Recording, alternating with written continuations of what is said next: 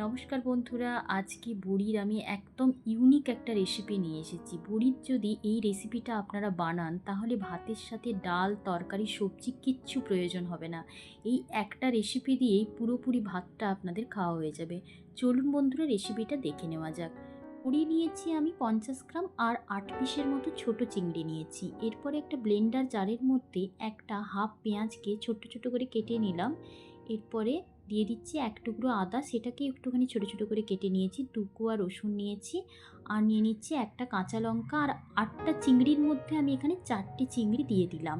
এরপরে স্বাদ অনুযায়ী একটু লবণ দিচ্ছি আর 1 টিস্পুন হলুদ গুঁড়ো, 1 টিস্পুন লাল লঙ্কার গুঁড়ো আর সামান্য একটু জল দিয়ে এটাকে ব্লেন্ডার জারে খুব ভালোভাবে ব্লেন্ড করে নিয়েছি। একদম মিহি পেস্ট করে নিয়েছি। আরও একটা পেস্ট বানাবো, সেই জন্য এখানে নিয়েছি 1 টেবিল চামচ সাদা সর্ষে আর সামান্য লবণ, হলুদ আর একটা কাঁচা লঙ্কা দিয়ে প্রথমে একটু ব্লেন্ডার জারে ঘুরিয়ে নিয়েছিলাম। তারপরে আবার জল আর একটু সামান্য কাঁচা সর্ষের তেল দিয়ে খুব ভালোভাবে ঘুরিয়ে নিলাম। এরপরে কড়াইয়ের মধ্যে দিয়ে দিচ্ছি একটু বেশি করে সর্ষের তেল দিতে হবে, কারণ বেশি করে যদি সর্ষের তেল দেওয়া হয় তবেই কিন্তু বড়িগুলো ভালোভাবে ভাজা যাবে। না হলে বড়ি পুরো তেলটাই টেনে নেয় যদি কম তেলে ভাজা হয় বড়িটা। এরপরে ভালোভাবে বড়িগুলোকে লাল লাল করে ভেজে নিয়েছি। ভেজে আমি একটা জায়গার মধ্যে পাত্রে তুলে রেখে দিলাম। এরপরে আমি তেলটা এখানে কমিয়ে নিয়েছি, কারণ এতটা তেল আমাদের প্রয়োজন নেই। এরপরে আরও যে 4টে চিংড়ি মাছ আছে, 4টে চিংড়ি মাছকে একটু ভেজে নিলাম। 4টে না বন্ধুরা, এখানে 5টা চিংড়ি মাছ ছিল।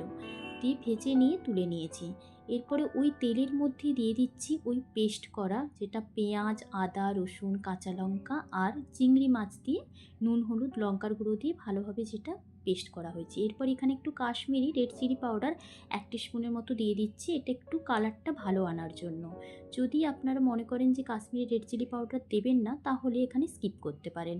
এরপরে দিয়ে দিচ্ছি সর্ষে বাটাটা। সর্ষে বাটাটা দিয়ে এরপরে সর্ষে বাটা ধোয়া জল, যে মিক্সি জার ধোয়া জলও দিয়ে দিলাম। জলটা একটু বেশি পরিমাণে দেবো, কারণ এখানে আবার আমি চিংড়ি মাছ আর এখানে বড়িটাকে একটুখানি ফুটতে দেবো, সেই জন্য ঝোলের মধ্যে। এরপরে দিয়ে দিচ্ছি বড়ি, চিংড়ি মাছ দিয়ে দিলাম আর চেরা 2টো কাঁচা লঙ্কা দিয়ে দিলাম। একটু স্বাদ অনুযায়ী অল্প পরিমাণ চিনি দিলাম। আর এখানে কাঁচা সর্ষের তেল বেশ অনেকটাই 1 টেবিল চামচের মতোই দিয়েছি আর স্বাদ অনুযায়ী লবণ দিয়ে দিলাম। দিয়ে একটু নাড়াচাড়া করে এটাকে ঢাকা দিয়ে পুরোপুরি 5 মিনিট মিডিয়াম ফ্লেমে এটাকে আমরা সেদ্ধ হতে দেবো, তাহলে বড়িগুলো খুব ভালোভাবে নরম হয়ে যাবে।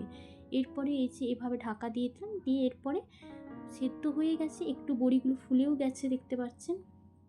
এখন পুরোপুরি রেডি হয়ে গেছে। এরপরে গ্যাসের ফ্লেম বন্ধ করে ঢাকা দিয়ে 10 মিনিট রেখে দিলেই দেখবেন একদম এইভাবে গায়ে লেগে গেছে, পুরো বড়ির গায়েই কারিটা লেগে গেছে। এরপরে আমি ভাতের সাথে পরিবেশন করে নিচ্ছি। বন্ধুরা, রেসিপিটা আপনাদের কেমন লেগেছে? যদি রেসিপিটা ভালো লেগে থাকে তাহলে কিন্তু লাইক, কমেন্ট করতে ভুলবেন না আর চ্যানেলটাকে কিন্তু সাবস্ক্রাইব করে দেবেন। চ্যানেলটিকে সাবস্ক্রাইব করে দেওয়ার পর পাশে থাকা বেল আইকনটা প্রেস করে দেবেন, তাহলে প্রত্যেকটা রান্নার ভিডিও আপনার কাছে চলে যাবে। ধন্যবাদ বন্ধুরা।